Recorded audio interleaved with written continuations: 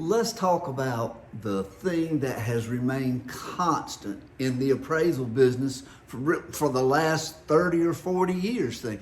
It's change. No matter whether we like it or not, the main thing that is consistent in the appraisal industry is change. Whether, it's appraisal modernization or new forms, quality, whatever, appraisers are always the target, it seems, of things that need to change. It's never the banking system or the real estate industry. It seems to fall on the appraisal industry. So change is something appraisers have become very used to. The one thing that has been constant, though, whether it's today or whether it's 1975, is the way appraisers select comparable sales. Has that changed? Nope, it still comes down to the same thing, and we'll go over those later, the things that make a comp actually. But this process, at least for appraisers, it's not changed in all the years I can remember. But in the real estate industry, it actually has changed. How so?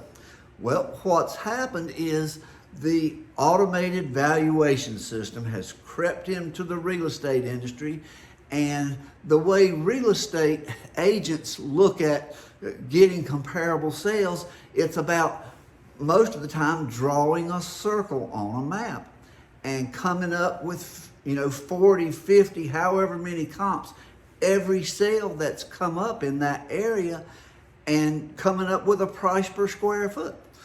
They take that price per square foot and they apply it to the subject square footage, which they take from tax records, and we know that's not correct. So that's a problem. But as I did one example just to kind of give me an idea of what the difference was. In this sale, it was about a $350,000 sale. And on my appraisal, I did it just like I do every appraisal. I think I used 5 comps in this one. So I gave it a little extra time on there, but I had good sales, came up with my valuation. Then I used a realtor tool called RPR, Realtor Property Resource. And that is a great tool for making a beautiful looking presentation. It does a good job.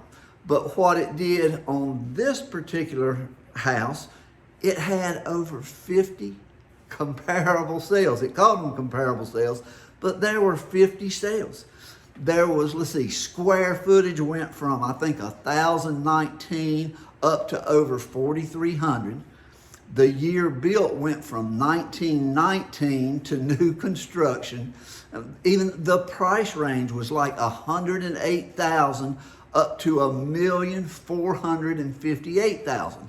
And to me, those things, they're not comparable sales. It's more about proximity, not comparability. Now, think about that now. It's proximity, not comparability. And that's a big problem, guys. We're using sales with that much variation, and it's coming up with this massive, variation and bringing it down to that price per square foot formula. And that is so dangerous, guys. It's just, in the end, it came up with a difference of $89,000. Based on their price per square foot and their 50 comparables against my 5, we were $89,000 apart. Now, that is a big problem. That is not, to me, it's the opposite of consumer protection. That is a really dangerous thing, and consumers are trusting these things. And whether, it's Fannie Mae, realtors, whoever it is, we're kind of being pushed into these things. And, and I won't say names, but these big sites, are trusting automated valuations and pushing them more and more. And these things are a very dangerous thing. And it all comes down to the thing we're talking about today, the way we select comparable sales. They've got to be comparable, and we've got to get away from this thing about more is better. In this case, A living, breathing human appraiser is going to come up with the best comparable sales. And for consumer protection, that's what needs to happen. Having a computer select 50 or 60 or however many sales, that is not comparable sales. It doesn't give you a true picture of a home's value. It's not like what I always like to call apples to apples. You know, that's the way real estate should be compared, is apples to apples. And we've got to get back to that and understand that selecting the right comparable sales is one of the biggest keys to getting rid of bias, to consumer protection. You know, it is just, any way you look at it, it is good for the real estate and appraisal industries, and it's something we've got to get back to.